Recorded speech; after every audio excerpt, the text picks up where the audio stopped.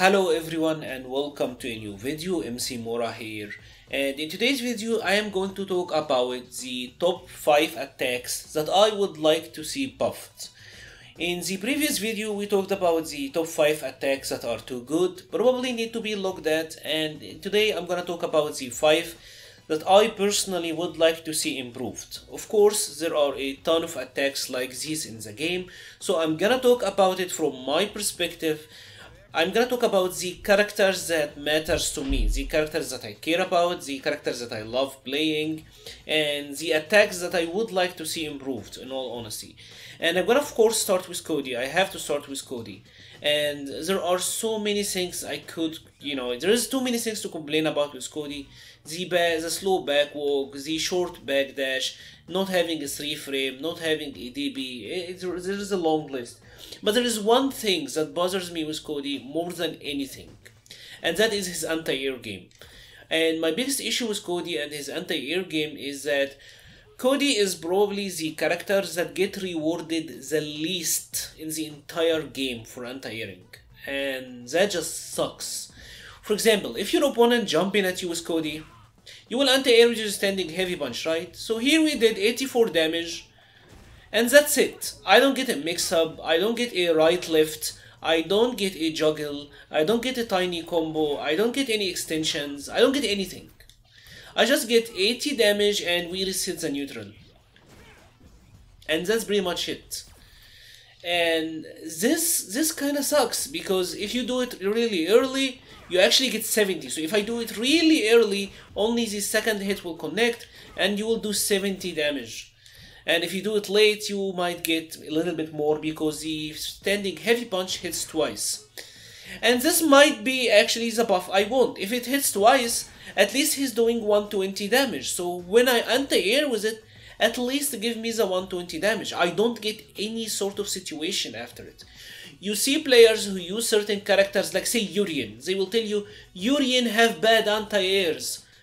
But you get full combos from your crouching heavy punch. I get nothing. I literally get nothing. And if you think this was bad enough, let's talk about his other aspect, the V-skill 1. If you look at this, Kodi did 80 damage and he ate 40 damage. Yeah, it's a really good anti-air, but I did only 80 and I ate 40. That doesn't sound productive. And if this wasn't bad enough, remember what we called the grappler jump?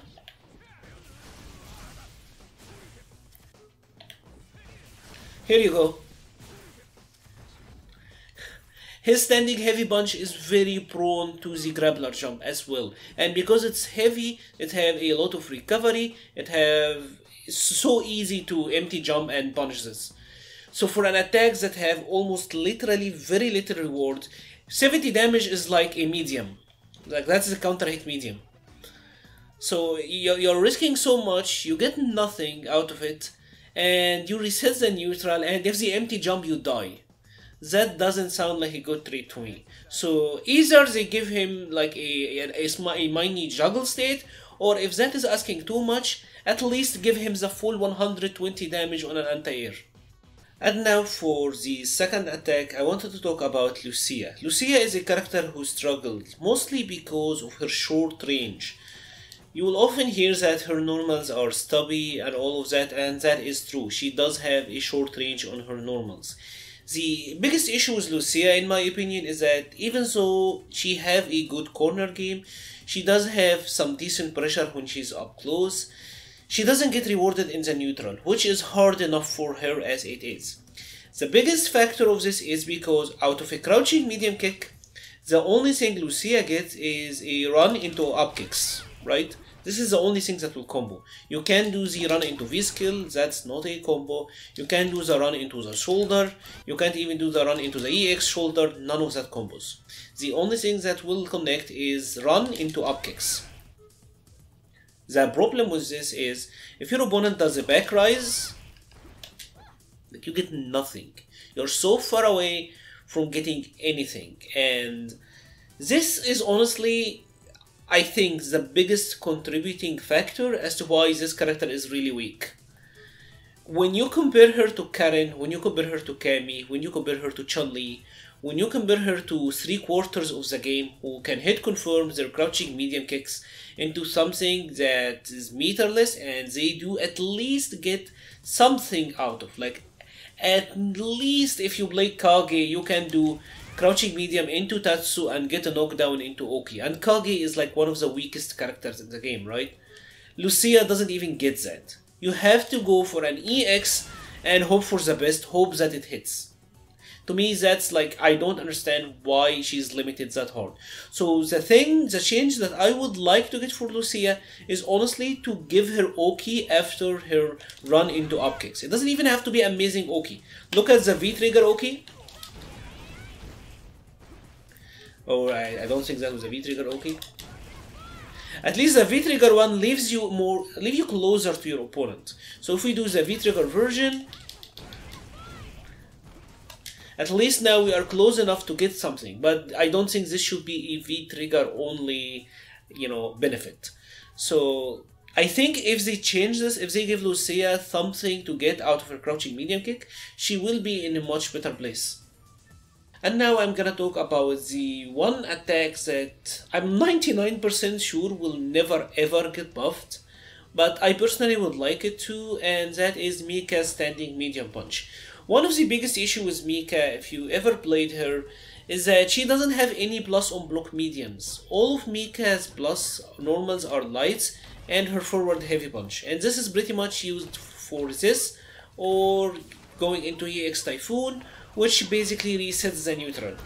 So when you are using Mika, you're constantly forced to annoy your opponent with lights, but it's just that, it is annoyance. It is not real pressure.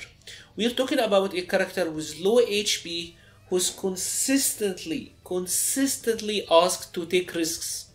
And this is why this character is very inconsistent. Mika is a very inconsistent character. Yeah, her Oki and her Vortex is really annoying when you get hit by it, but it's honestly just annoyance. It's a character who is annoying, but she's not good. But this is a character I don't think you can ever say is a good character. All I want is for Mika standing medium punch to be at least +1 or +2. Then she might be able to get a tech out of it, and she will be able to beat 3 frames on mashes and all of that. And I know Capcom is afraid of buffing Mika because she was really good in Season 1 and they don't want to repeat that again. But, this is in the game. So I think this speaks for itself. If a character like G, who already have godlike neutral, can have techs from literally half of his normals, is it really too much to ask for Mika to have some? And now for my fourth attack, I wanted to talk about Kagi. Now, if you don't know this, Kagi is my favorite Shoto to play in Street Fighter V. He's a blast. But if you ever played Kagi, you would know that his neutral is extremely weak. And that is because his range is really short. Kagi in general have really short range. His movement speed is quick, but it is not Akuma quick. It is not Sakura or Vega quick. It is just above average, but not so much above average that he can make his short limbs work. So when you play Kagi, you will end up being outranged in the neutral versus many of the characters. And your main neutral tool ends up being the red fireball. And the red fireball is nice, but of course this is heavily jumpable. Your only other option is the Hadouken, but look at this. It doesn't have any range. It doesn't have any range whatsoever. And this is actually the biggest change I would like for, I would like them to make for Kagi. At least make the Hadouken reach from here. I think it even reaching from here, being a poke, it will not do that much for him, but at least it will give him some presence here. Because now what you have to do is either fully charge EV skill 1, which is negative of course, and this is a big risk because it can get neutral jump, it can get swept, it can get grabbed, it can get armor breaked. There are so many things that could happen.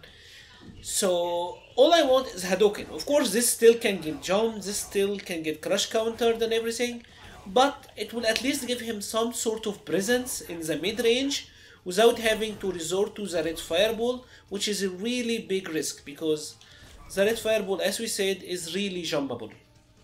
And now finally, the final character I wanted to talk about is of course Chun-Li.